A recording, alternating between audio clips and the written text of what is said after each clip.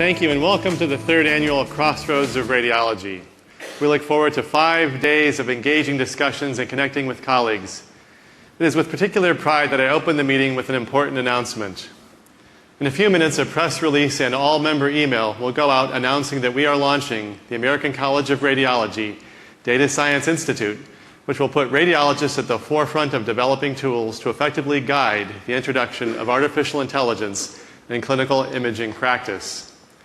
The ACR DSI will build on our decades of expertise in modality accreditation, appropriateness criteria, and practice parameters to develop standards and a validation process for AI applications in medical imaging. I will have more information in my chairman's report later this afternoon.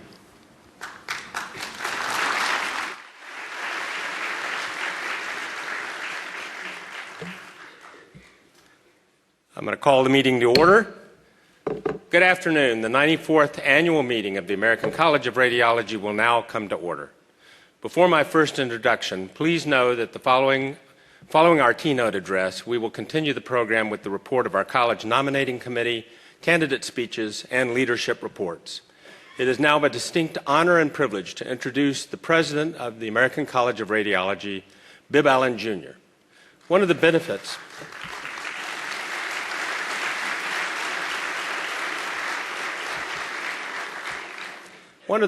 of my position is getting the opportunity to meet some remarkable people.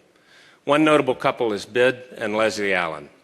Dr. Allen has served 6 years as a counselor, 4 years as a member of the Council Steering Committee, and 9 years on the ACR Board of Chancellors, during which time he served as a vice chair and chair. Bibb is a past president of the Alabama Academy of Radiology and received their silver medal in 2005. He has chaired the ACR commissions on economics, government relations, international outreach, and membership and communications, and served on numerous ACR commissions and committees. He is a fellow of the American College of Radiology and in 2012 recipient of the ACR Thorworth Award for Economics.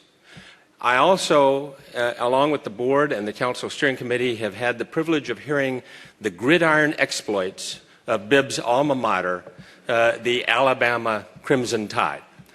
Now, as he rotates off the board and I potentially rotate on, things are going to change at the board. Please join me in welcoming Dr. Allen to the podium to deliver this address.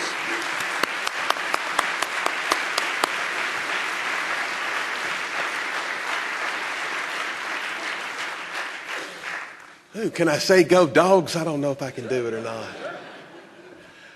Well, thank you, Mr. Speaker, Mr. Vice Speaker, members of the ACR Council, fellow members, colleagues, friends, and guests. It is a real honor for me to speak to you today as your ACR president, and I welcome you all to ACR 2017.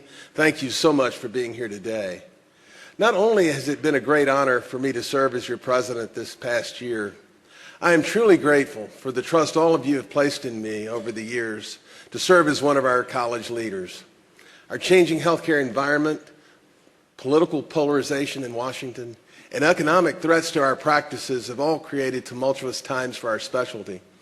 And I frequently wondered why someone like me, a radiologist in a small community practice, at a relatively small hospital in a relatively small state, would ever be considered for any of the offices that I've ever held for the college. How could I ever understand the challenges facing practices different than mine? Our organization embodies a truly diverse range of practice types. We not only represent small independent practices, but also large academic practices. Radiologists practicing in multi-specialty clinic, those employed by their hospitals, and those employed by large national radiology groups. And every issue we face as an organization can potentially have different impact on each of these practice types. But the common thread for our college leaders, no matter what the issue, has always been our patients. Because once we put our patients first, with the desire that every patient is treated just as we would our friends or family, then our decision-making becomes a lot easier. Just over 10 years ago, Mickey Gibberto reminded us in his 2006 presidential address that a profession demands much more than most traditional jobs. He told us that a profession's principal duty is not to ourselves, but to those who we serve. And as physicians, this principal duty is to our patients. It's why we do what we do. It's what sets us apart, our profession, from other trades and vocations. And you, the members of the ACR Council, have set policy for our organization that has allowed the ACR to do the things that are helping radiologists put our patients first. And while recognizing a duty to our patients has been a guiding principle for our organization over the years, it also applies to the decisions we make every day in our practices. And while there are, of course, many differences in practices across the country, if we make decisions that are in the best interest of our patients, we can assured that we have made the right decision. When our patients are at the center of what we do, our decisions become obvious, and in the end, we're better off because of the value patient-focused decision-making brings to our practices. So whether it's in a radiology organization or a radiology practice, in an academic center or a small community hospital, on Fifth Avenue or on Main Street in Medical America, keeping our patients at the center of what we do as a principal strategy for our organizations and practices is key for radiologists to demonstrate their value in healthcare, and I firmly believe letting what's best for our patients guide our decision-making will ensure a bright future for our practices and our specialty, because using our knowledge and our tools to improve the health and care of our patients is our primary goal. When the ACR Board of Chancellors was in the process of updating our organization's strategic plan, we conducted fairly extensive research amongst radiologists and found that the vast majority of our members see the ACR as a career partner. And it was this partnership theme that molded the ACR's core purpose: to serve patients and society by empowering members to advance the practice, science, and professions of radiological care. Essentially defining an external environment and then developing the tools that empower radiological professionals to create our own value in our health systems and for our patients, basically doing the things for members that they would be unable to do for themselves. So how has the ACR been able to achieve these goals in the past, and how can we continue to do it in the future? Well, to explain how we can accomplish this mission, I'm going to use an old and somewhat tired cliche: staying ahead of the curve. Now, cliches, idioms, sayings are very important to us in the South, and we learn them from our families. And as many of you know, I am from Alabama, a small state where our most famous last words are, "Hey, y'all, watch this." Right. So, notwithstanding Harper Lee's To Kill a Mockingbird, Alabama's not usually known for our literary scholars. And in the modern era, I suspect our most famous, or perhaps infamous poet has been Jimmy Buffett. Yeah, that's right. So one of Jimmy's earliest songs was titled Cliches. Written in 1975, Jimmy says, "Cliches are good ways to say what you mean and mean what you say." And so, with that in mind, I'm going to embrace staying ahead of the curve as one of the ways to understand why radiologists in the college have been successful over the years in promoting policies and developing tools that help all of us take better care of our patients. But it's not as simple as you might think. Now, most of us generally understand the phrase staying ahead of the curve.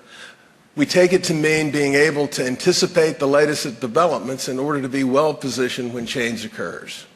But as I did more research on the origin of the phrase, I found a discussion on the power curve in aviation, which some suggest is the actual source of the expressions behind the curve and ahead of the curve. The complexities of the aviation power curve, believe me, are beyond my ability to explain. But I learned several lessons from my research. So the power curve defines the airspeed at which an airplane is most efficient. And a pilot in that is not there is behind the curve and risks stalling with limited options in case of trouble. On the other hand, when the pilot is ahead of the curve, the aircraft does much better and is more efficient. But it turns out staying ahead of the curve is a very fragile place to be, because when a plane gets too far ahead of the curve, the fuel consumption increases, energy decreases, and that gets the pilot behind the curve in short order. So why did I bore you with all that? Well, it's to emphasize that in radiology organizations and in our practices, we have to be conscious of our environment and proactive in our thinking and actions, or we will surely fall behind the curve. Yet if we get too far out in front of the curve, our energy becomes wasted and our actions less impactful or even counterproductive.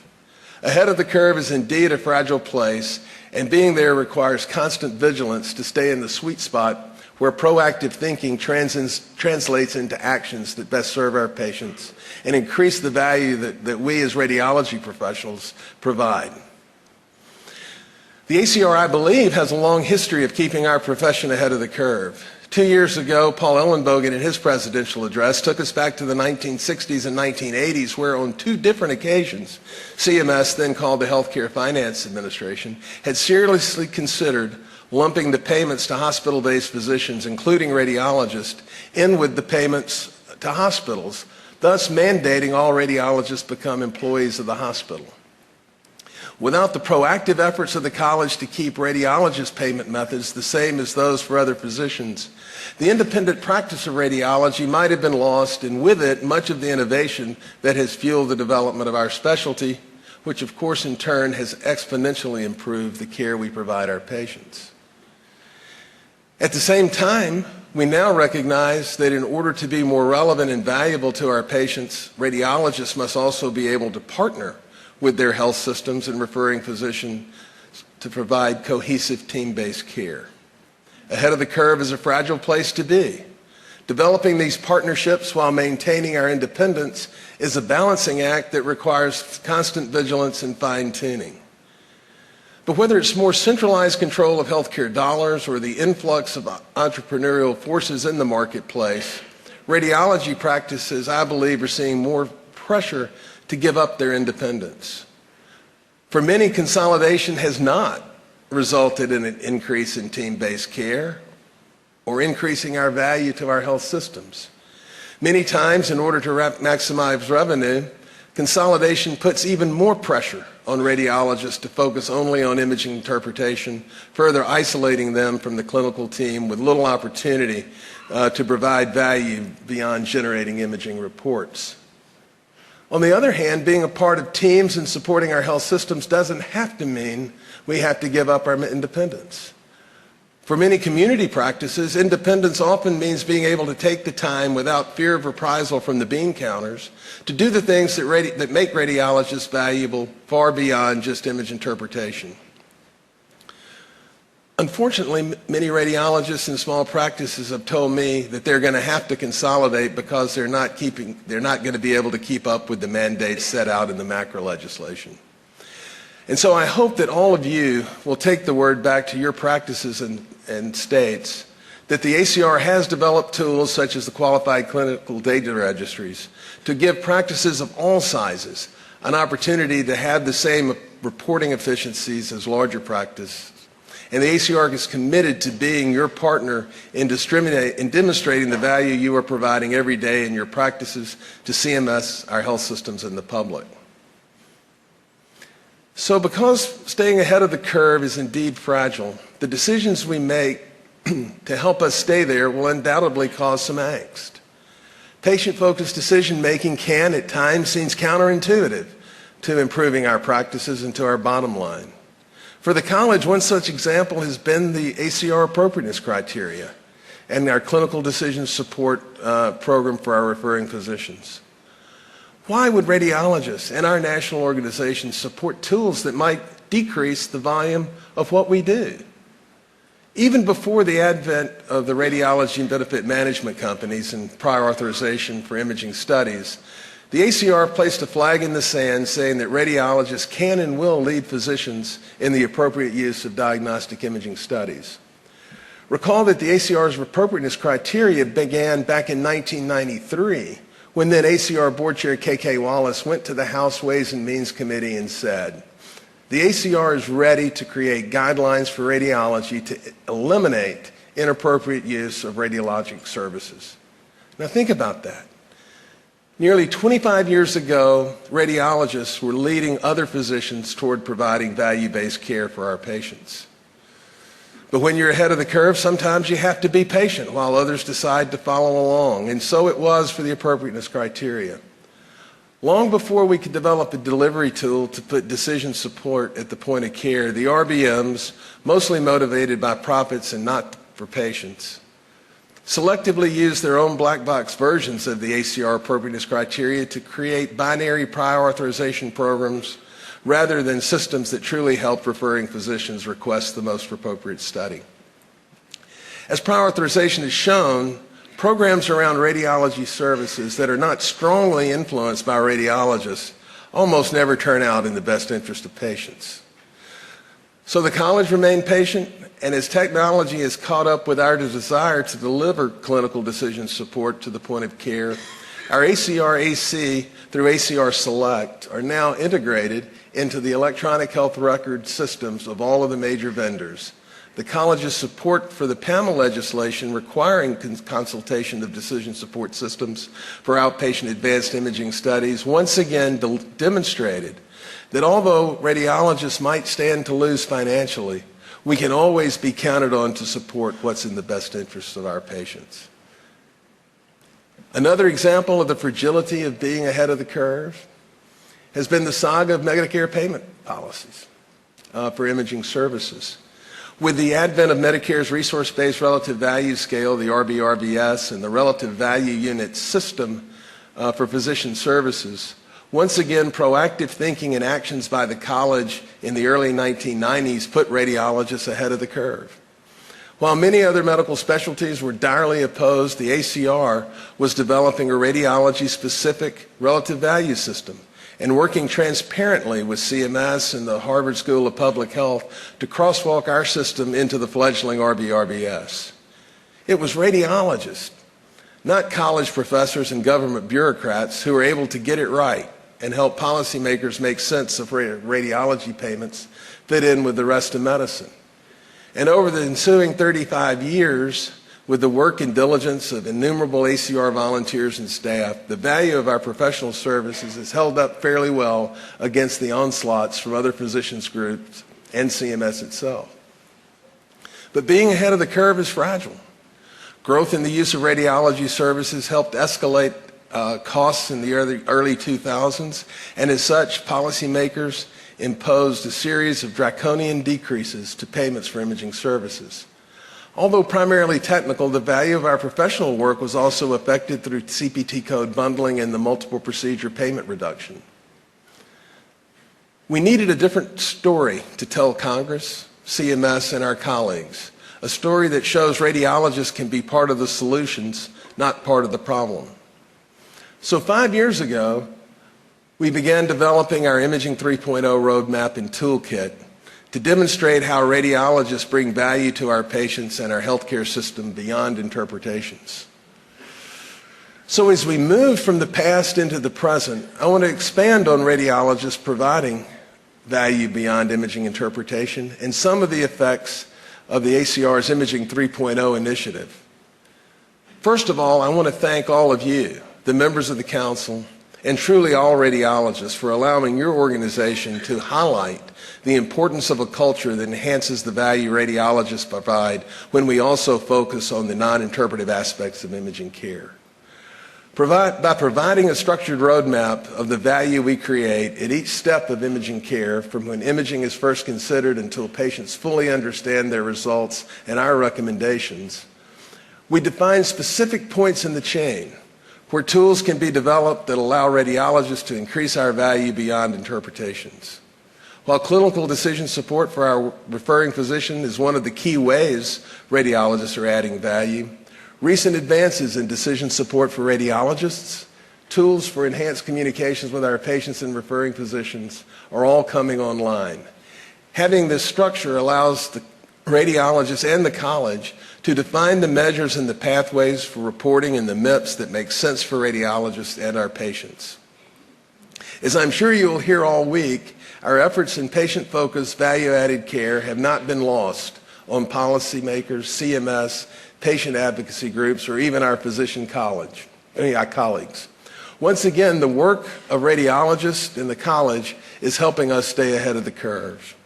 Our Commission on Patient and Family-Centered Care is already providing a way for radiologists to be seen as leaders in the medical community and is providing us with a blueprint of how a patient-focused culture in our practices can increase the value we provide our patients. But our early success shows once again being ahead of the curve is a fragile pace to be. Although we have the map, we still have to get the message and tools in the hands of radiologists in the trenches so they will incorporate value-added strategies into their practices. Only then will we be able to demonstrate our full value to policymakers with improved outcomes for patients. And if we can't deliver on this promise, we risk slipping behind the curve again. So it is incumbent on all of us to make sure that we walk the talk in our commitment to patient-focused, value-based care. So finally, I would be remiss if we didn't take a few minutes to look to the future and the next big opportunity for our specialty, artificial intelligence. Artificial intelligence will undoubtedly provide many avenues for us to improve our care to patients. But once again, our specialty and practices may have to pivot a bit in order to incorporate these new tools.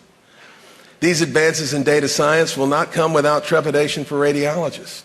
My goodness, if we were to believe the forecasts of Zeke Emanuel or even former President Obama, artificial intelligence could be the end of radiology. We might as well close up our training programs and let the machines roar because they will be doing our jobs in short order.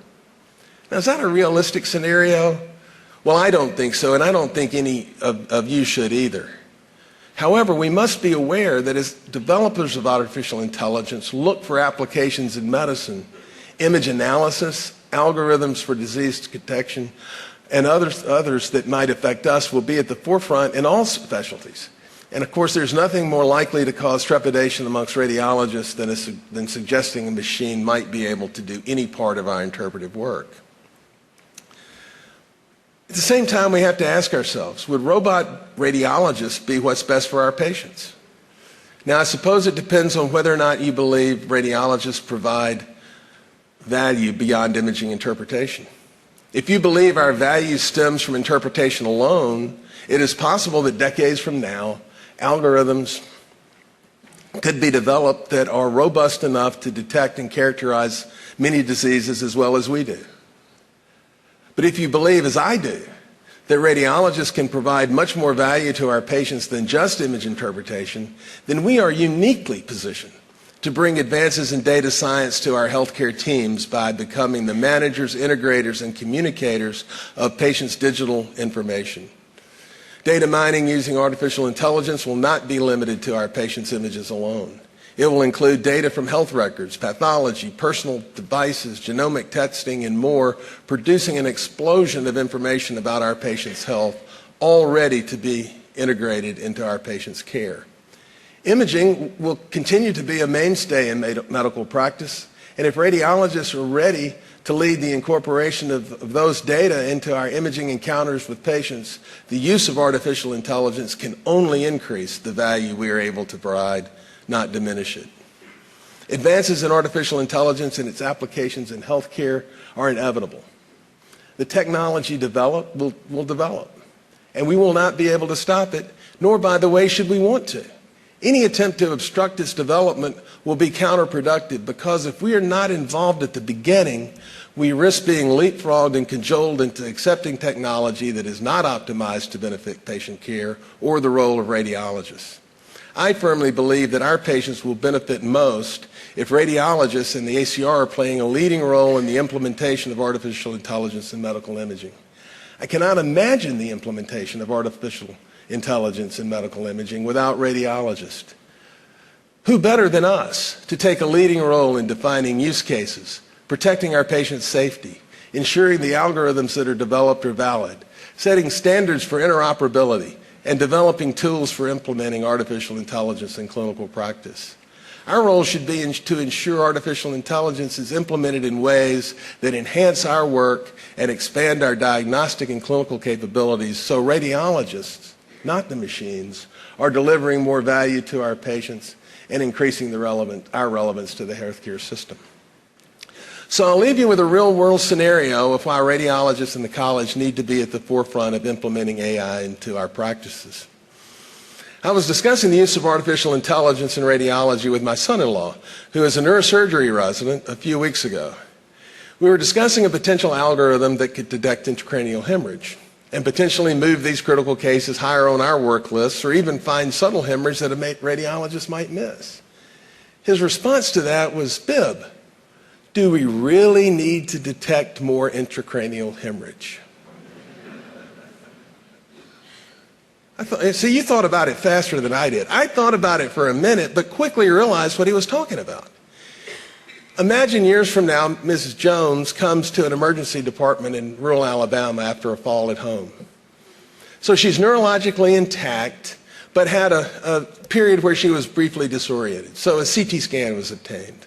Now, artificial intelligence by then has become really good at detecting intracranial hemorrhage and is being used in many rural hospitals, so cases with significant findings can be flagged and moved to the top of the list if there's no on-site radiologist. The algorithm detects a 3-pixel width subdural hematoma, a finding that we know might often be overlooked by many radiologists, perhaps because we didn't see it, or perhaps we were worried about it but thought it was artifact, and even if it was real, it wouldn't be significant anyway. And if a radiologist interprets the examination and overlooks the finding, the patient goes home, most likely does well, with no additional health care costs. Now, if a radiologist is not involved, and only the ED position, then the importance of the finding is immediately escalated. The patient is transferred, perhaps by helicopter, to a tertiary care center, observation, and no doubt more imaging. 24 hours later, the patient is fine, discharged, but ends up with several clinic visits and perhaps even more imaging to be sure the clot resolves. So I ask you, without a radiologist, would artificial intelligence really have helped Mrs. Jones? Do AI developers, some of whose objective might just be to beat the radiologist, understand the dilemmas and the ethics and all these other aspects of overdetection? This is just one of a host of reasons, I believe, that radiologists need to be involved from the beginning to guide developers in these issues that may not be intuitive to a pure data scientist. And just one of the reasons the college believes that radiologists must be involved in artificial intelligence applications from the beginning. For radiologists to own the implementation of artificial intelligence in the future, we must be part of the present. We are medicine's data scientists. We must play a leadership role for all of medicine to ensure artificial intelligence in all specialties benefits our patients. Our Data Science Institute will be a flag in the sand on behalf of radiologists in the imaging community for the good of our patients. We should never characterize the introduction of artificial intelligence into radiological practice as machines versus radiologists, but rather as radiologists working with machines to add artificial intelligence algorithms to our armamentarium of tools that will benefit our patients more than radiologists alone and much, much more than machines instead of radiologists. In conclusion, I believe what has worked for our specialty in the past will work for our specialty in the future. If we always let what's in the best interest of our patients guide our strategic decision making, our college and our practices will always be able to stay ahead of the curve.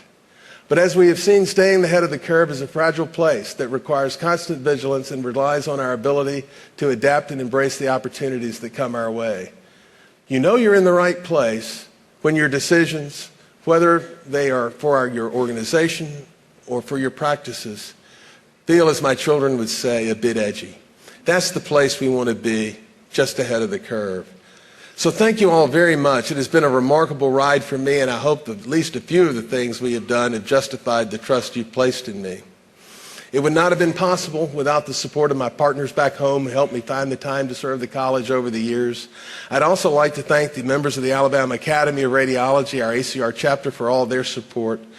The wonderful people I've worked with and had the privilege to work with on the board and council steering committee who have shared their counsel and allowed me to promote their ideas are far too numerous to name, but include Harvey Neiman, John Patty, Paul Ellenbogen, Geraldine McGinty, Jim Brink, and of course Bill Thorworth. Service to organized medicine would not be possible for any of us without the support of our families, mine included. My daughters Sarah, Emily, and Leslie are here, along with husband Paul, friend Dan, and grandchild Little Bib. I I thank them for their support and sacrifices over the years. And then finally, I have to thank Leslie. I think that we had only been married a year or two when I attended my first ACR meeting, and that was over 30 years ago. Ever since, I can't remember a time when our schedule and our vacation didn't include ACR commitments. She's been a total trooper, my support mechanism, and reality checker. Thank you, Leslie.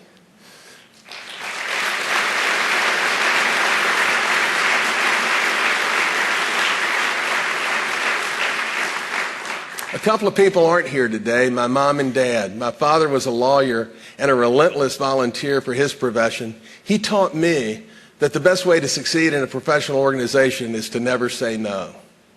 And then there's my 92-year-old mother, who is incredibly disappointed she is too ill to be here today. She's been the rock of our family and a source of inspiration for me.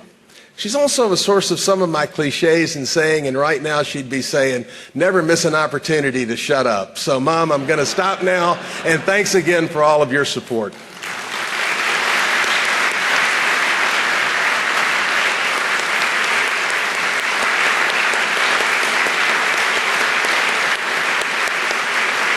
to the side. You're not going anywhere. Right here.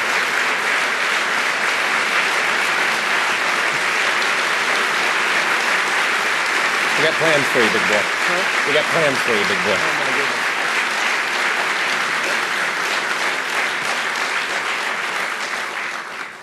Yeah, he was actually under the impression he got to exit the stage right then. Thank you, Dr. Allen. I'd now like to welcome Dr. Geraldine McGinty, Vice Chair of the Board of Chancellors, to the stage. Thank you. Sure. So, Bib, there is nothing that we could give you that would appropriately recognize your enormous accomplishments and efforts for our profession, but we thought, in the mistaken belief that you might have a little bit more time on your hands, we thought you might enjoy some stories. So we have for you a volume that collects the stories of those radiologists, many of whom are sitting in the audience, who were the change agents and vanguards of the effort that under your leadership became Imaging 3.0. Our ability to tell those powerful stories of radiologists putting their patients at the center, demonstrating their unique value, would not have been possible without your unwavering support and commitment to change. Thank you for being our coach, our mentor, our sponsor, and our friend. We look forward to continuing to learn from you and having you in our corner. Thank you.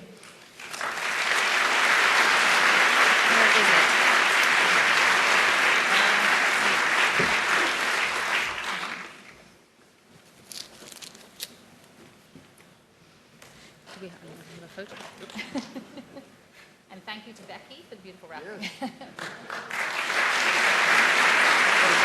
Thank you so much. Now.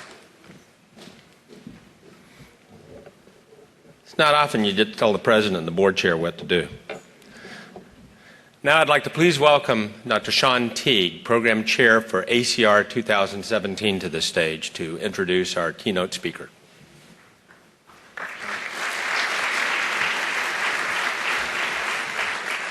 Good afternoon. As the program chair for the ACR 2017 annual meeting, I have the great pleasure of introducing the keynote presentation. This year, our keynote speaker has graciously agreed to a change in format. Rather than a speech, we will be having a question and answer session with Jeff Immelt. Dr. Brink, the chairman of our Board of Chancellors, will lead the discussion, as in the past, we will take questions from the floor following the discussion. At this time, let me introduce our keynote speaker. Jeffrey R. Immelt is the 9th chairman of GE, a post he has held since September 7, 2001. Mr. Immelt has held several global leadership positions since coming to GE in 1982, including roles in GE's plastics, appliances, and healthcare businesses.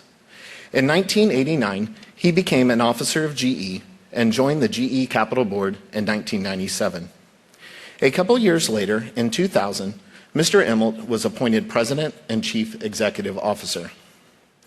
Mr. Immelt has been named one of the world's best CEOs 3 times by Barron's, and since he began serving as Chief Executive Officer, GE has been named America's most admired company in a poll conducted by Fortune magazine and one of the world's most respected companies, and polls by Barron's and the Financial Times. Mr. Immelt is a member of U.S. President Donald Trump's Committee on American Manufacturing. Under the Obama administration, Mr. Immelt chaired the President's Council on Jobs and Competitiveness. He is a member of the American Academy of Arts and Sciences. Mr. Immelt earned a BA degree in Applied Mathematics from Dartmouth College in 1978 and an MBA from Harvard University in 1982. He and his wife have one daughter. Please welcome Jeff Immelt and Dr. Jim Brink.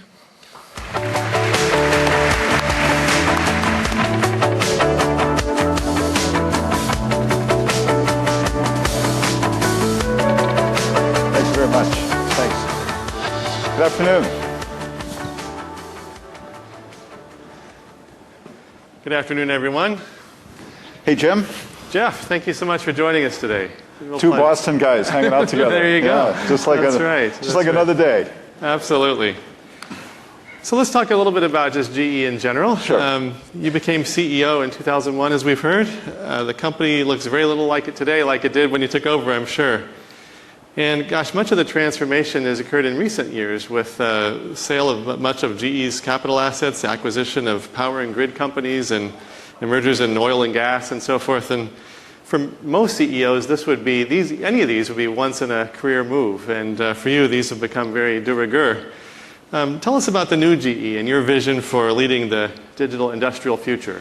So, Jim, first of all, it's great to be at the ACR. I've had a chance to work with many of you over the years, and it's been a fantastic experience. So it's great to be here. So I would say, Jim, over the course of 10 or 15 years, we had in mind a different looking company than what we were in the 80s and 90s, where we really were, a very broad conglomerate. And what we wanted to do was make the company more technically based, more global, and closer to our customers. And in some way, shape, or form, those were the steps we took over a long period of time. I wanted the company to be narrower and deeper. In 2001, we were in media, healthcare, pet insurance. I could go down, and it was just too broad of a company. So I think step by step. Now, you can never control events. So what you had going on at the same time were, we always wanted to make financial services smaller. Clearly, the global financial crisis made it much smaller than we envisioned. So I think, where we are today is we compete in what I would say 4 big ecosystems. We're in the energy ecosystem, healthcare, transport, and resources. And, kind of underlying the company is really what we call the G Store, which is a digital foundation, one that really, I would say, controls our supply chain, trains people and things like that. So that's kind of the footprint of the company. And then across the company, we try to share a common global footprint and things like that. So we may be one of the only leadership teams that's ever sold $100 billion worth of businesses and bought $100 billion worth of businesses and lived to tell the story, in terms of what it has to look at. Now, I would say in terms of today, we always kind of want to be on the technical edge of whatever industry we're in.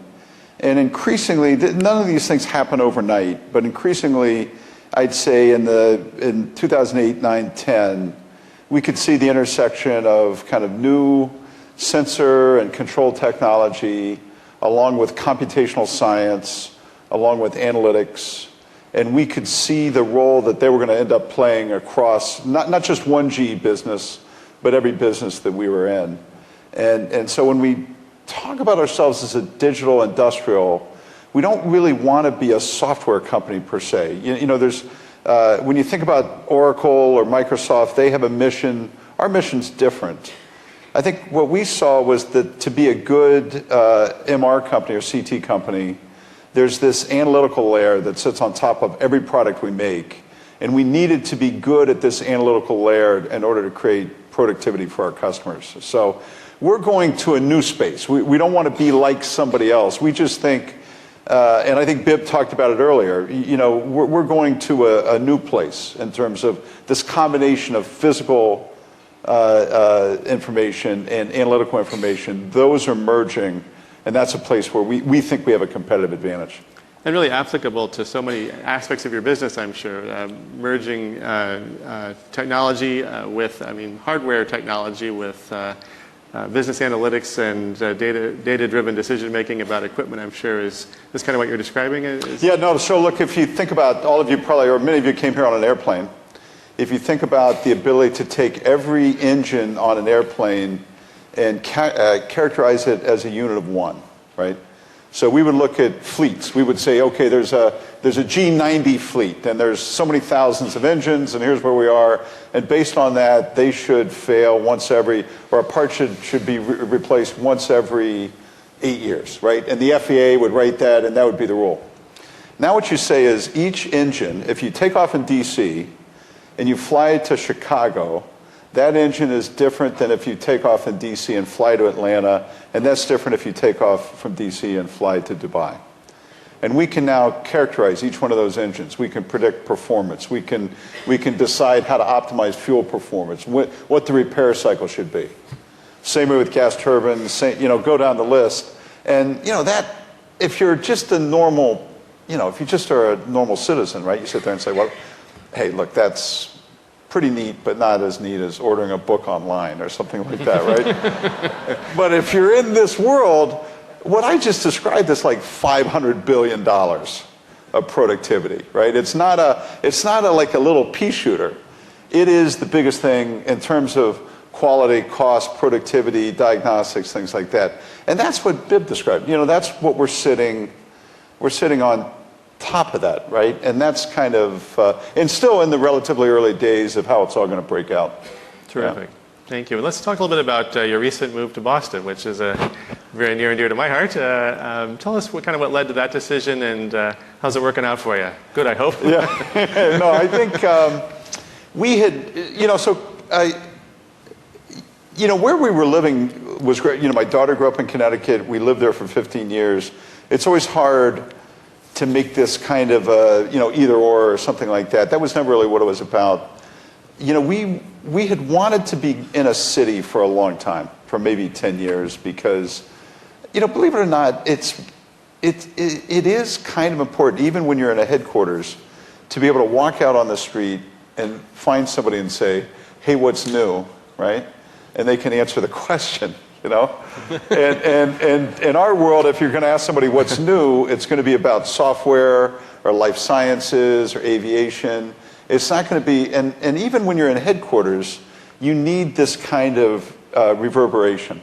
And I always am afraid that if we don't have it, you get soft. You get too internally focused. So I think we had wanted to move. There were some things that happened that made a move. It was kind of like this was the right time to look. And then we looked at maybe 19 cities, and one of the things we liked about Boston, we have a big New England footprint that's historical. It goes all the way back to Edison. But what we liked about Boston is you're in a sea of ideas. You're just around schools, particularly in healthcare. I mean, you're really you're in a sea of ideas. The thing people don't know about Boston is it's got a real chip on its shoulder, which I liked, right? It's got a certain edge because they always feel like, the Yankees get all the credit, we got to go beat them, so it's got a, and the other thing I like, Jim, is that there was no kind of, not that we filled a vacuum, but there was nobody, Boston over the last 15 or 20 years had lost fights it should have won as a city.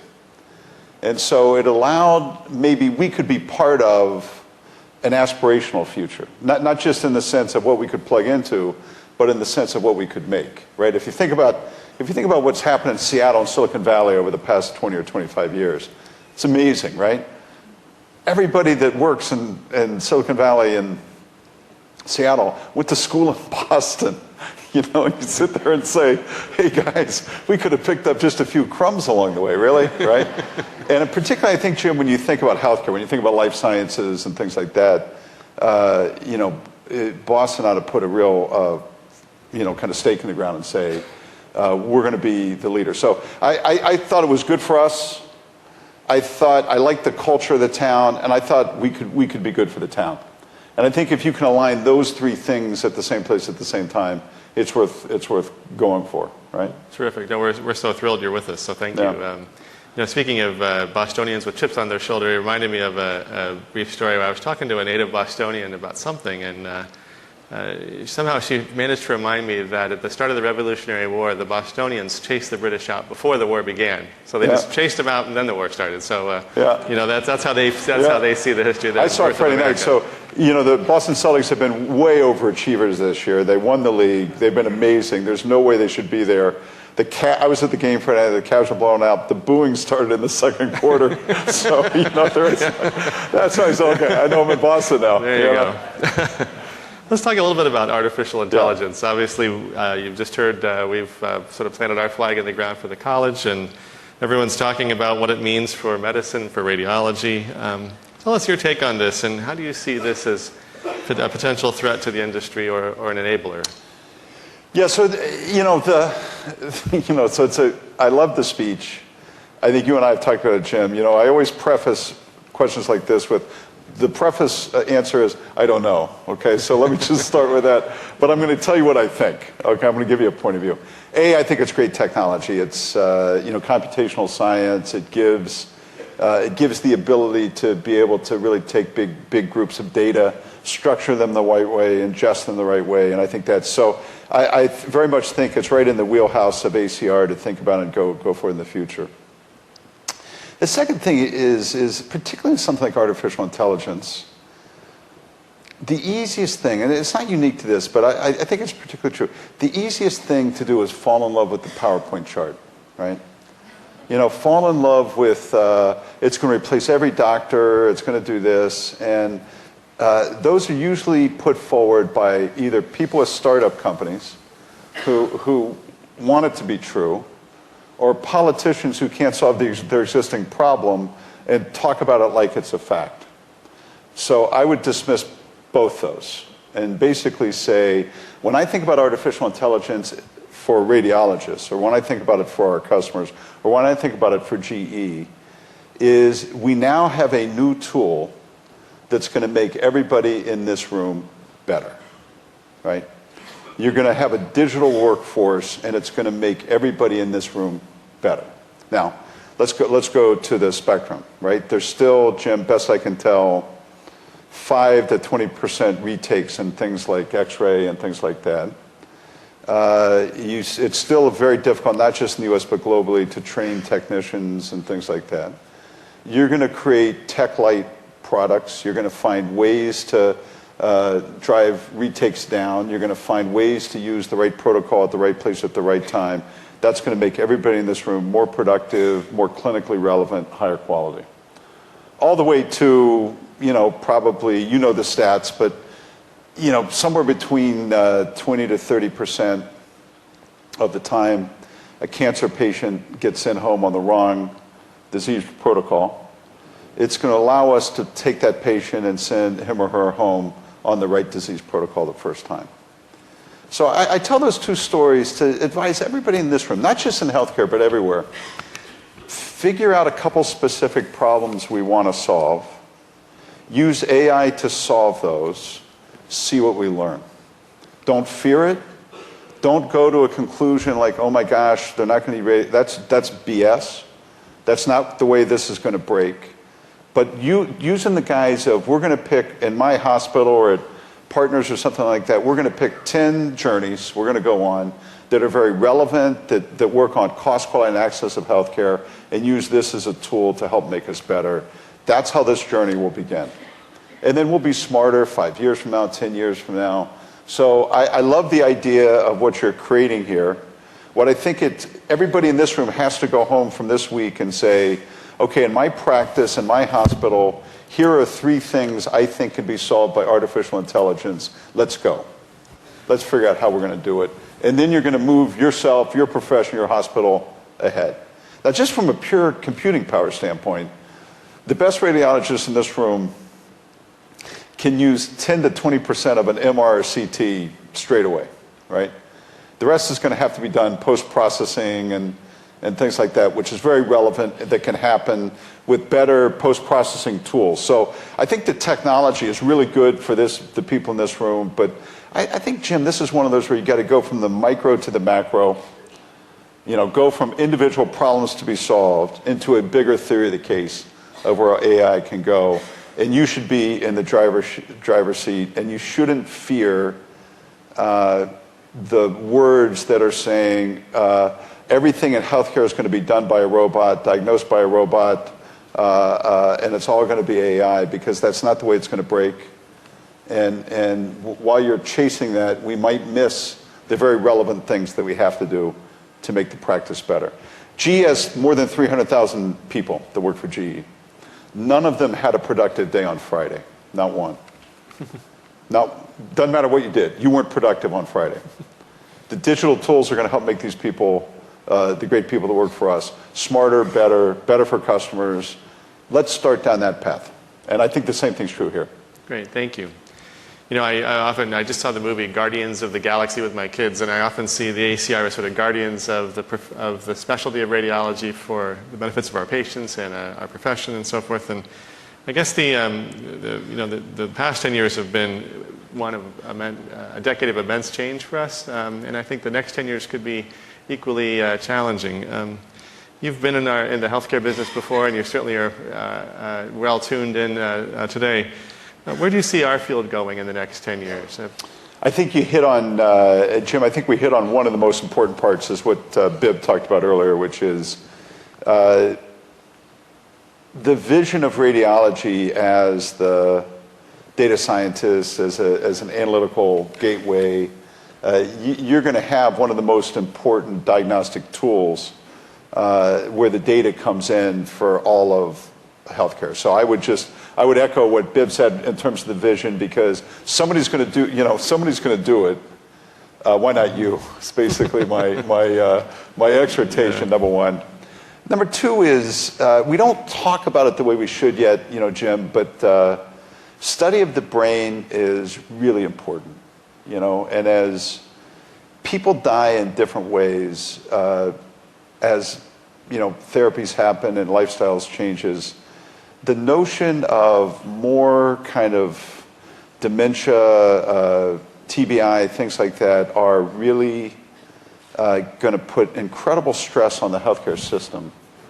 And the ability to derive better tools that study the brain and hopefully someday marry those with therapy. This is both, I'd say, clinically interesting, but also from a societal standpoint and from an economic standpoint. These are horrible problems that, maybe one of the 2 or 3 most important problems that our society faces. And then I just think it's all the ways that we can drive personalized medicine, all the things that are going to make more relevancy, better diagnostics, better treatment, reduce chronic disease. Those are critical. And then I would add a fourth, but this is more on a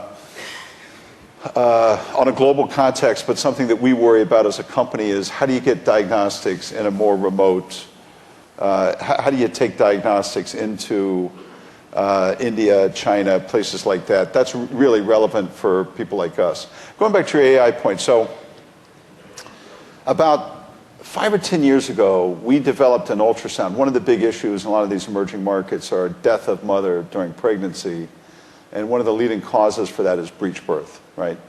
And so we were developing an ultrasound that basically could do a red-green on breech birth, but it cost, you wanted to take it to Africa or someplace like that, but the cost of the unit was like $40,000 or something. It was just prohibitive.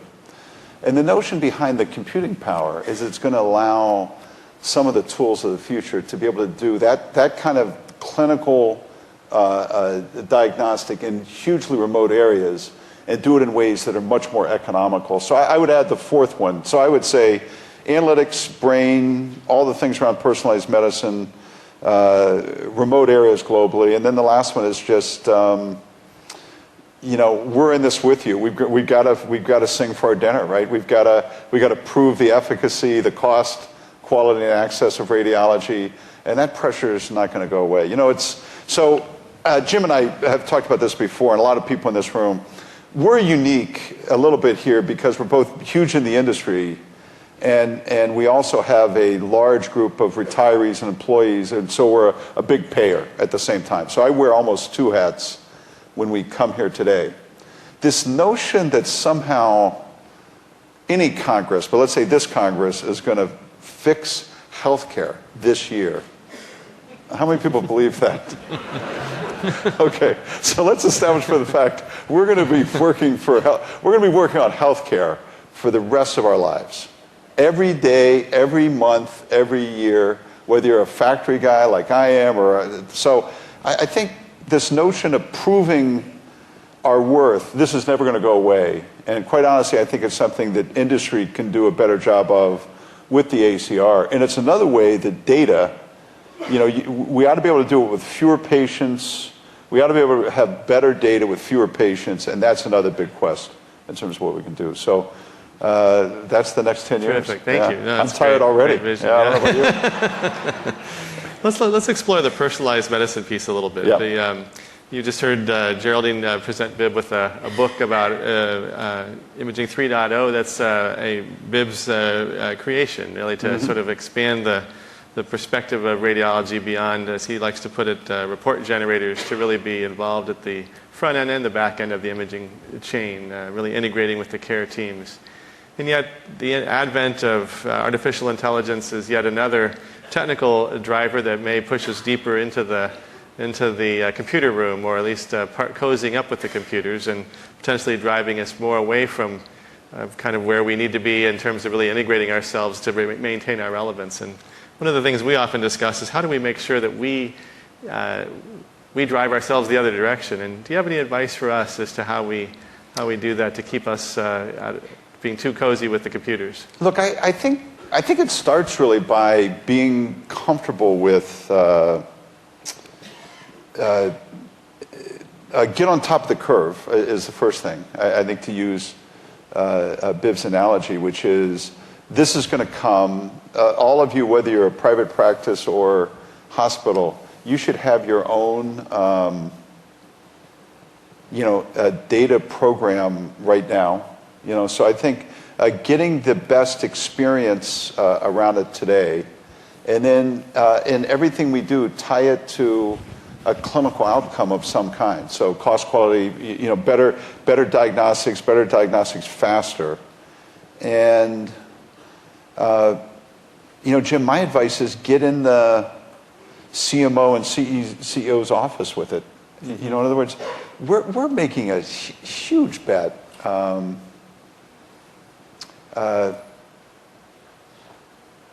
billion last year on data, data and analytics. Huge bet.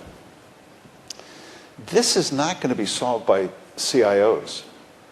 Not at GE, not in your hospitals. This is not an IT game. This is not the CIO saying, I'm gonna find a way to save money, right? If that had happened, then Epic would have driven everybody's costs down by now, right?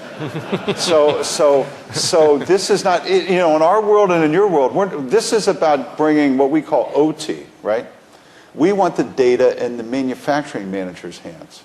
We want data in the salesperson's hands.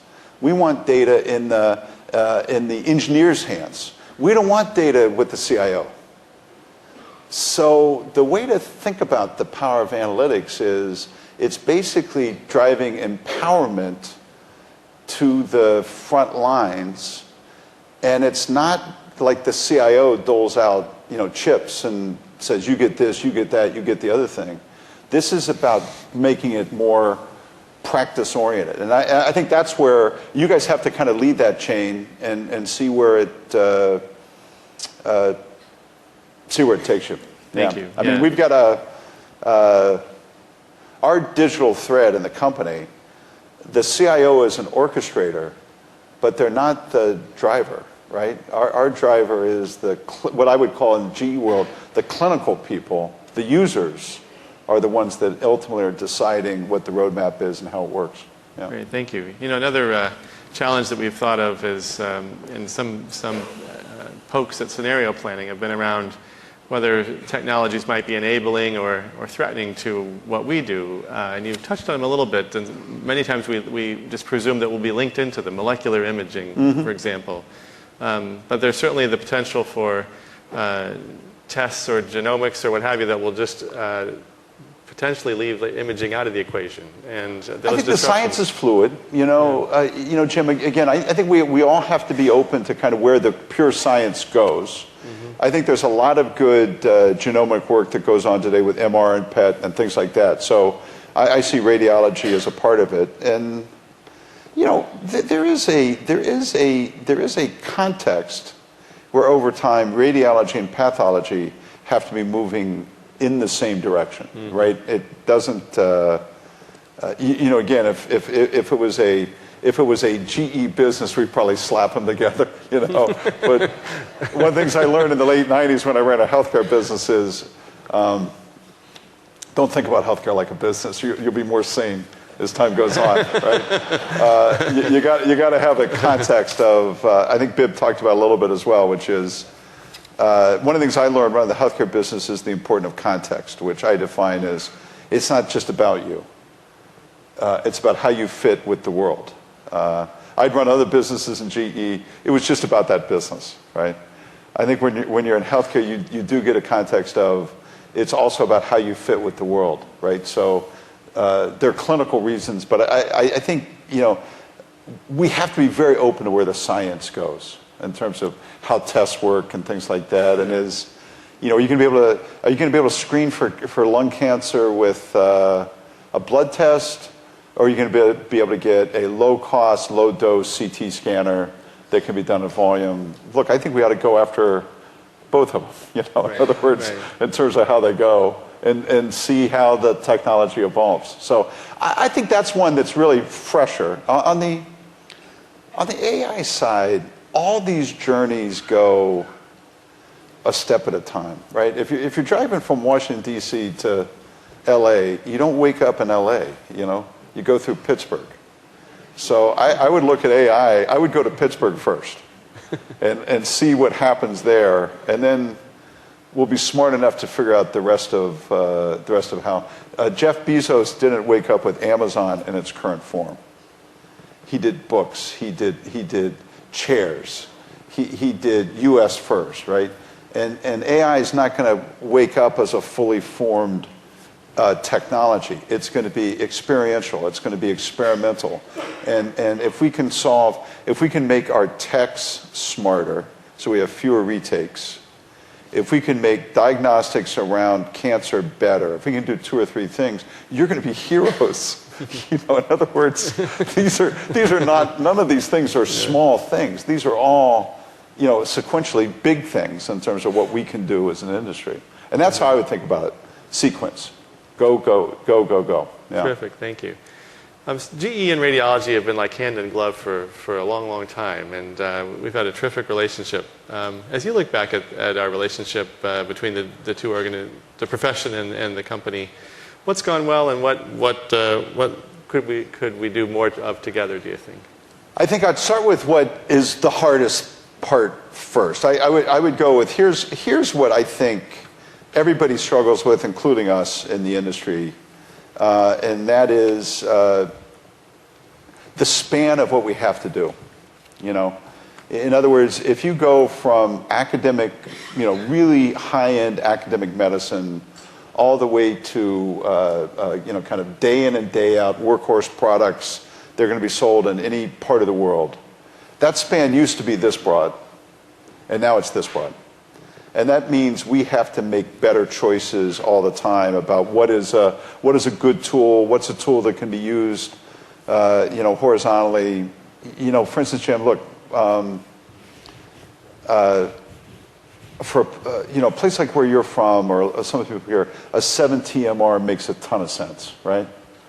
But I don't know whether we're going to sell 3 of them or 13 or 30. But we have to do it, right? In other words, to be an innovator, we have to be with the innovators. That has gotten sequentially harder every year in this industry. I don't think just for GE. I would guess for Siemens and for other people. That's the hard part. I think what's really the best part is if we listen to you, we do better.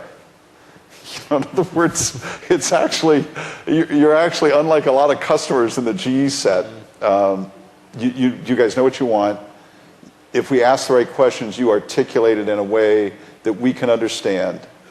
And when we're on a game, that really, basically, when Boeing tells us to design a new engine, they do a loose spec, and we go away and spend $2 billion and come back with an engine. This is a little easier than that, right, when we pay attention. I think what's something that, I know there's a lot of you in here that are kind of like, maybe have your doubts sometimes about the current administration. So I'm not a political guy. I'm not going to pick on that one. But one of the things that's broken in this industry is the ability to collaborate between people in the industry and clinicians. They've made it's become too hard. It's become too legal. It's become really, I would say, backwards looking. And that, I would say, that's gotten worse, not better. And that's something that I think maybe both of us can speak, not just in this industry, but in pharma and things like that. We've made collaboration almost impossible in this industry, and we should change that. Okay, that to me would be something for both of us to work on. So I had the pleasure of asking you a question a month or two ago, and I so enjoyed the answer, I thought this audience might enjoy it. And it kind of relates to the fact that this audience, myself included, we are so narrowly focused because we go from college to medical school to a profession, and we do what we do. And people like you get to touch different businesses, and you shift every period of time. You may get to touch plastics or appliances or what have you, and see different businesses and see them down deep. And I had the pleasure of asking you, what attributes from other business lines would you like to see healthcare advance or embrace? Oh gosh, I would say, Jim, there is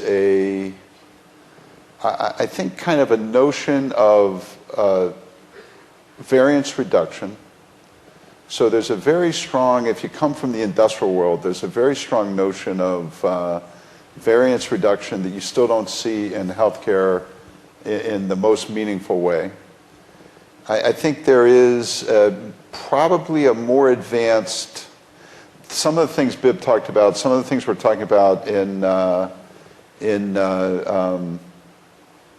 analytics have already happened in other industries. So I would say some of the areas of what can be used or how you would figure out ways to take risk, things like that have already happened in other industries. I think those are the two biggest ones. More process, probably better use in analytics, maybe because the legal framework is slightly different in some of the other businesses versus where it is here in terms of other businesses. I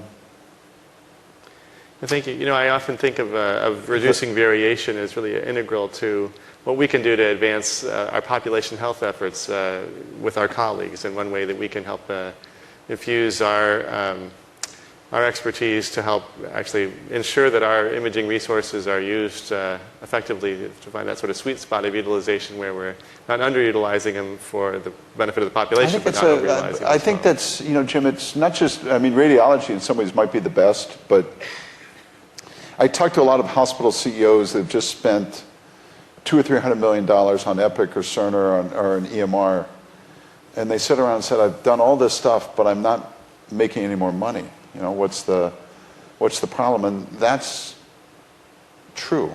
In other words, if all you do is just integrate people, if all you do is just connect them, that's maybe 5% of the value of what information technology can do.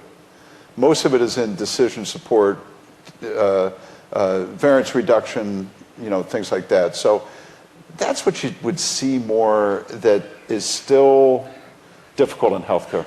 Got it. Jim, I joined the business in 1996, and I'd come from our plastics business. And I'd been a G guy, and I joined our healthcare business, and, everybody in G healthcare, they're saying, God, what's this guy, what could he possibly know, right? And so you always have to, that's true every time you come from the outside. So I sat down, my very first meeting, and I'd been selling plastics to General Motors and Ford and guys like that. We were reviewing, this was 1996, a cath lab where a tube was like exploding and oil would drip out and things like that, right? And I said, hey guys, look, I know better than that. In other words, I may not know exactly yet I'm going to learn what an MR does, CT does, things like that, but I can guarantee in a year or two, we're going to fix that stuff.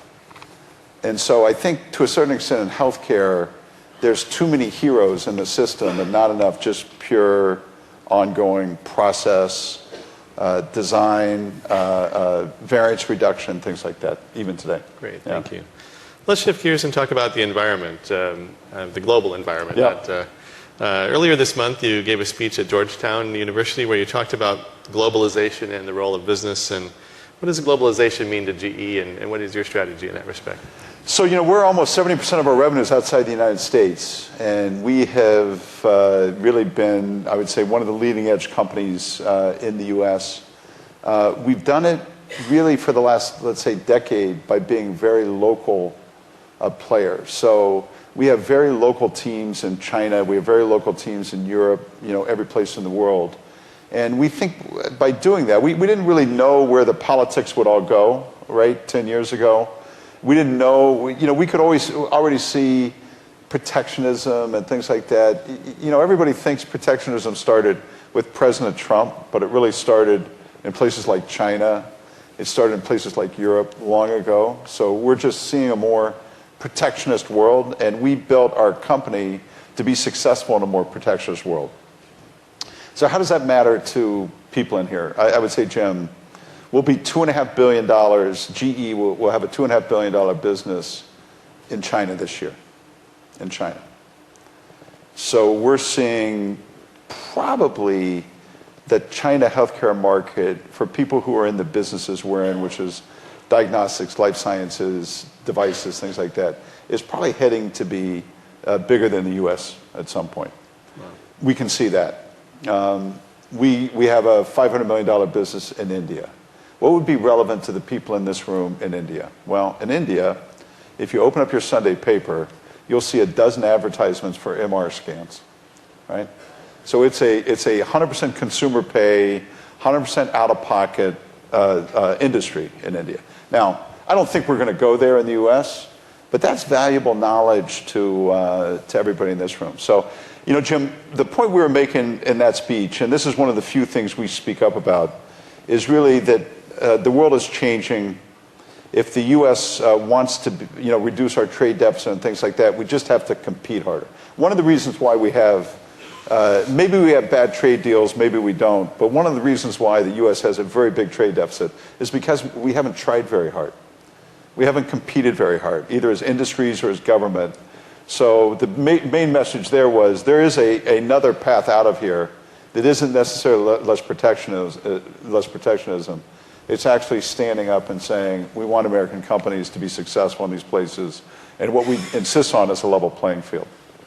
The one thing we can bring to all of you is we can bring knowledge about what's going on to the rest of the world and hopefully add that to whatever we're doing with the ACR, whatever we're doing at RSNA and things like that, and that's important. But the world's going to keep going whether we like it or not. We've got a big life science business. So this was the biotech industry, the pharma industry in China is on fire. I mean, it is really growing. And, we can always sit back and say, well, they're stealing our technology or other bad things are happening, but there is a strong underlying entrepreneurship that's underway there that we have to worry about. Great, thank you. Let's talk a little bit about the political and economic climate today. A little bit of a kind of the elephant in the room, yeah. And feel free to duck here if you want. No. But how do you see the political climate impacting our industry, and how is GE trying to adjust and continue to lead in the current environment? Look, healthcare matters. So things like tax reform, regulatory reform, infrastructure. These are all things that are important to the U.S. as we go forward in the future. Healthcare's hard. What everybody would say is that there's no easy button in healthcare.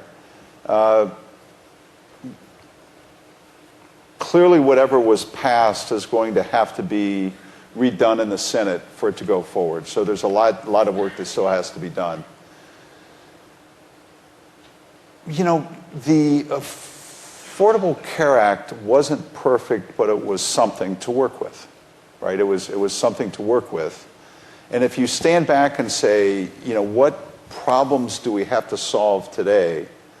I'd say first and foremost, it's not a zero-sum game. So the notion that we were going to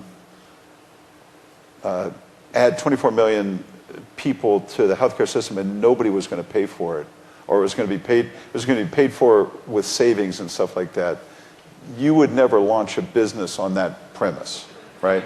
you would never kind of go to your banker and say, hey, I want to start up a new company, and I'm going to add a bunch of more cost immediately, and I might solve it someday. You get thrown out, right? Here we can print money, so we have a little bit of a different. And what it turned out is who paid the most were small business people.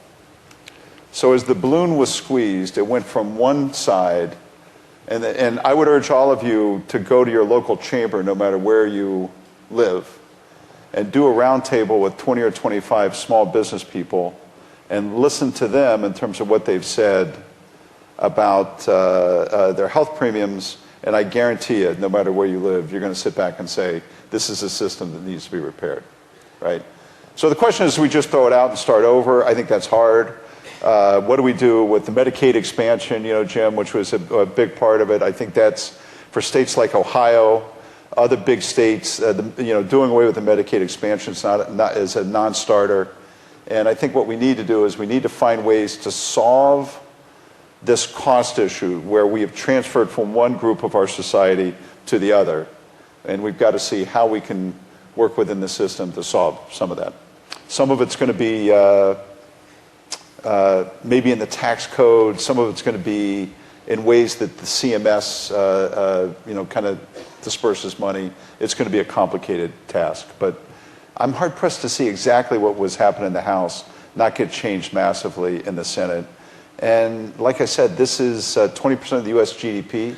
It is a real differential in terms of competitiveness in what we do, and it's one that we have to work on well.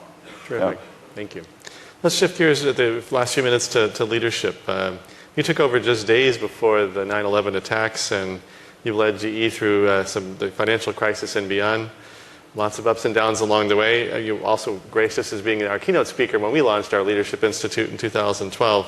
And it gave us some insights into GE's and your leadership philosophy. Can you talk a little bit about leadership in tough times, because those might be relevant for us? Yeah, no. I think the importance of resiliency today in terms of the volatility of the global economy, all the different rules and regulations are going on. I always hearken to the great philosopher Mike Tyson, who said, everybody has a strategy until they get punched in the nose, right? And there is nothing you can do today where you're not going to get punched in the nose occasionally. So the ability to be not just resilient, but to pivot your strategies and kind of, at the same time protect what is most dear, but also be willing to pivot and make the important moves you need to make and be able to do it under fire. This is what great leaders have to have in this cycle. So you can't sit there and say, gosh, I paid all this for my education. I always wanted to be a doctor. I always wanted to be a radiologist. I've done all this training, and now they want to replace me with a computer, right? And you just can't go home and go, oh, God. You just pivot and go. And that's what I've had to do a lot of, Jim. It's kind of like pivot and go. Pivot and go. And I think the technology is relentless. Kind of the geopolitical moves are relentless. And if any of us, and the future is guaranteed to nobody in this room, including me, and the ability to be resourceful, resilient, learn how to pivot, learn how to get new skills, that's really the key. I mean, one of the things that, maybe going back to your last question, this was something I think a little bit about, which is basically in the context of Medicare, Medicaid, We've taken a system from the 1970s to 2009, let's say 2010, that had tweaks within the context, but more or less, kind of in that world. Then we get a new law, and so the first time it lasted 40 years. Okay, the second tranche lasted 7, and the next one might last 3 or something. So it's not like whatever we do this year is going to be the law, and everybody's going to say, "Oh gosh, looks good to me," So it means that the world that healthcare lives within, which had been pretty steady for probably 30 or 40 years, we might be changing every 5 years. Now, I don't necessarily think that's not necessarily what I want as a person, but that's what I think might be the lesson of, look, let's say the Republicans are successful, okay? What that really means is the next time you have a Democratic president and a Democratic Congress, the first thing they're going to do is unplug healthcare wherever it is and go back someplace else, right? That's a mind-numbing proposal here. Thank you. We have about 10 minutes left. I'd like to invite questions from the audience. Anyone have a burning question they'd like to ask Mr. Immelt? Yes. Mike Sider from Ohio. I've got a question more on I've got a question on the technology that medicine may not get because it can't be paid for. For example, I'm a radiation oncologist. Radiation oncologists use CT scanners, but specialized CT scanners with wide bores, so you can get all the person through it. But if there's no money to pay for the technology because there's no reimbursement for it, that technology will disappear. And how do we deal with something like that when it is necessary for the profession to operate? Again, I preface a lot of these answers with I'm not exactly sure, okay? But what I would say is we should be working together on the efficacy of the technology that we think is needed to do that work. We should try to make the system as low cost as possible to help facilitate it.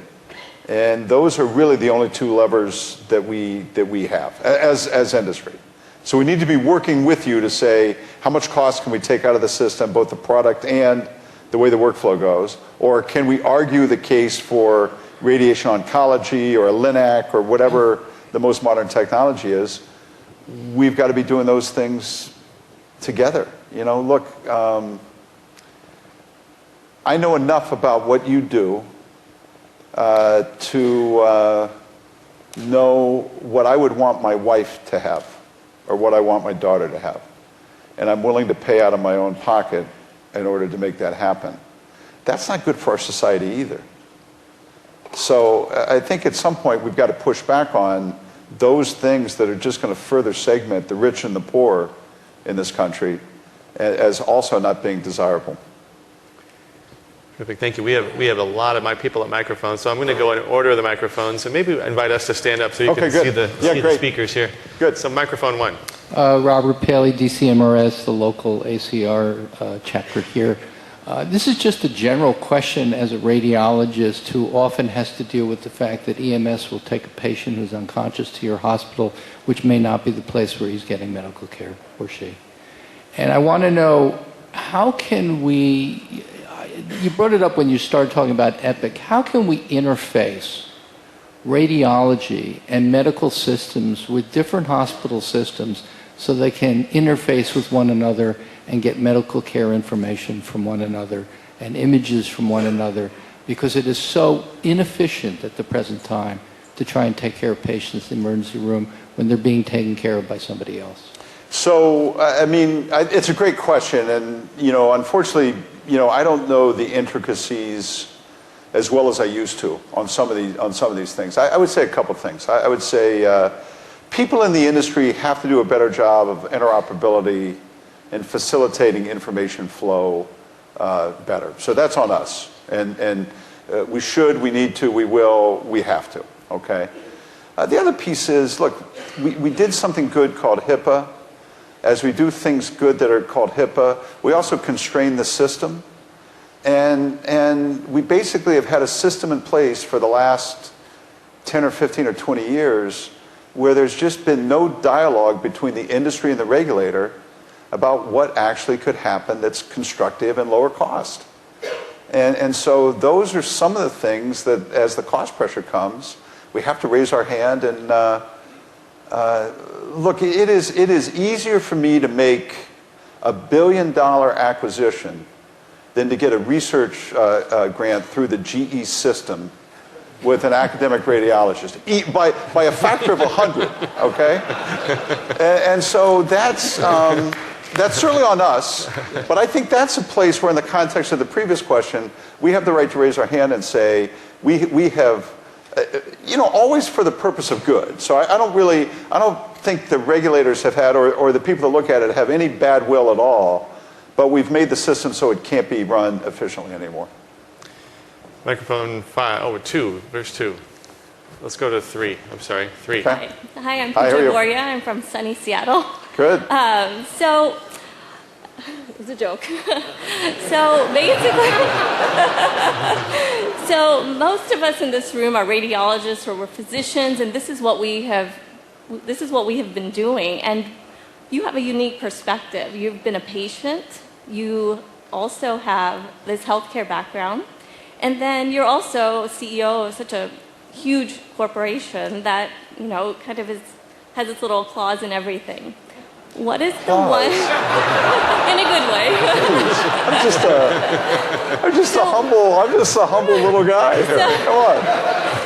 So my question to you is, what is the one thing as a businessman that you see in our healthcare system that we are doing wrong as physicians or as the entire system? What is one thing that we could fix? Look, you would have plenty of advice for me. Let me just describe it more as a problem you and I hopefully can solve together, and that is health matters.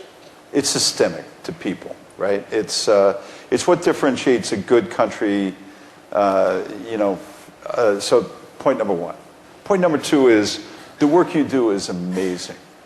The work doctors do, is amazing. When I look at the amount of research and technology and what's possible today, because I've seen it now personally up close over 20 years.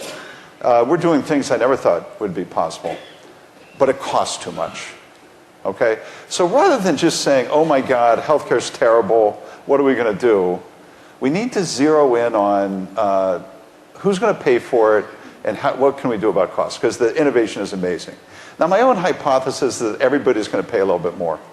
Companies are going to pay a little bit more. The government's going to pay a little bit more. Patients are going to pay a little bit more. Everybody's going to pay a little bit more. And the question is, how can we make the systems, how can we use data and analytics? How can we use low-cost systems? How can we fix regulation? How can we fix incentives? How can we fix insurance so that we make this system what it deserves to be, which is more efficient? So I'm a kind of fix the problem guy, right? I always sit back and there's 1,000 issues, and I'm always sit back and say, what problem are we trying to fix?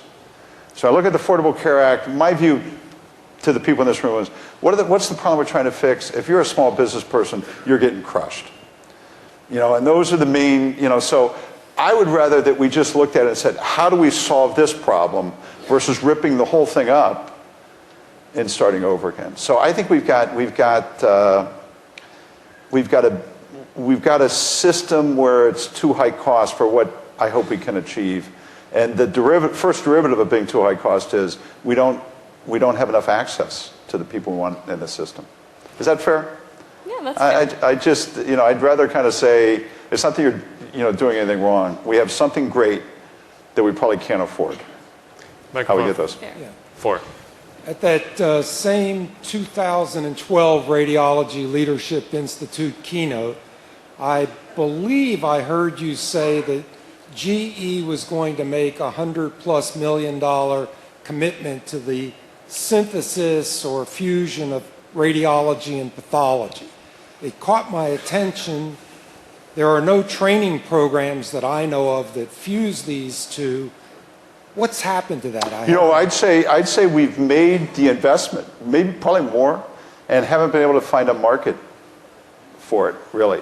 And this is kind of molecular pathology, things like that. It's been a hard thing to find ongoing fit for where the science could go. I don't think it's a science issue. It's really been more of a, how do we demonstrate the value to typically a pharma company so that we can progress the technology further? Where would you get your clinical people, or would you take some from each? So we do it in our Global Research Center, right? So we've done it more as a pure science basis, and then we work with collaborators. We're very dependent on a project like that, but we haven't found the sweet spot with a Pfizer or Lilly or somebody like that to say, what is the real value if we continue with these tools? And that's where we are. I think we have time for one more question. I apologize to others at the microphone, but to stay on time, last word, Van. Hi, Van Moore, radiologist from Charlotte, North Carolina. Thanks for the day. It's been a great session. Great. Question for you, and it's a little bit of a complex question, but as you look at the consolidation that's occurring, and if you look at the, basically for-profit hospital systems as a mature industry because well over 80% of the wealth is in 3 companies. And if you look at the combined profits that they had last year, they barely broke even, as going through that. And if you read some of the pundits that talk about supply side economics, they really say that it doesn't work very well in medicine because of a lot of different factors. We as physicians are put in an unusual position because, as you've heard, we're trying to put radiology first, but yet you're trying to look at costs and you're trying to look at, just make decisions. Are you really a profession that needs a sound business structure to be able to support what you do? Or are you a business that simply has radiology as part of what you're doing in terms of making widgets? What can a college do and what can we as a profession do from your perspective, being a very unique position, to develop the leaders that we need and develop how we can continue to bridge the economics that's a very important part of that, but yet continue to be on the pathway for innovation and keeping the patient first and continue to develop and doing best for our patients' care, if you were king? I mean, I would say that really is the question. So in some ways, I'd say I'm not worthy to answer it. It's too hard. But maybe I could just pick off a couple pieces of it. Sure. The first one is, I just don't see any broad-scale business model changes in the U.S., right? There's going to be a for-profit, not-for-profit. We're not going to do a single payer. We're going to have this hybrid system that exists between the government and private pay. There's going to have to be some kind of, I always think about it as kind of a big, I'm a math major, so I see it as like this big linear programming model, right? You got to do more consumerism. You got to do something about chronic disease. We've got to do something about reducing variance, and we got to change the way people get paid. I don't see how those all come together in one plan, but somehow the system's going to have to do all those 4 things. But we're probably not going to change the business model, the payer mix, any time when you and I can see it. From your standpoint, I would say you've got to focus on the high end. So really, there's no model for radiology that doesn't have a revenue base that's sustainable. So there's no way to cut your cost enough to get out of it. You've got to make the pieces of your practice that are not in the clinical line as low cost as possible. So the way you train technicians, the way you run your practice, how many procedures go through a day, all those things. You've got to take those pieces, and I still don't see enough activity, quite honestly, that basically says, look, this is core value added. This is not value added. We need to run that as efficiently as we can. You've got to be every other physician's best friend, and you need to own the data. So if I said it's always good to talk about high end, not high end, revenues per procedure is the only way out of Dodge, man. You've got to be driving efficiency in the system. You got to have good access to the data and hopefully own the data. You've got to have good referring mix. And I think for every radiology practice, those four things, I would say, are going to be close to the top of the list. Everybody in this room, the next time you want to leave the U.S., go to India and visit a half a dozen practices in India. And you know, again, this is not a perfect comparison, don't get me wrong, but you can see how you can be profitable with $200 for an MR scan. So you should at least have that in the back of your mind as a business practice, as a business model, as what you're thinking about. But look, I think you know, this country needs great health care. It really does. And so we're going to be working on this every day for the rest of our lives, trying to figure out how to make this system sustainable, better, cost quality access, and at the same time we want to have take cancers and make them chronic and all the other things that go with it. So I would be, you know, the ACR, it's the way Bib kicked it off, which is, look, there's a lot to be worried about. There's technology that's changing. There's also stuff that you can grab that's going to be really valuable in the future. Jeff, thank you so much Jim, for sharing thanks. your Good to be with you. today. Good. Really Thanks terrific. again. Really appreciate it. Thank you so much. Thank you. Good. Thanks. Thanks very much. Thanks. Okay, great. Good.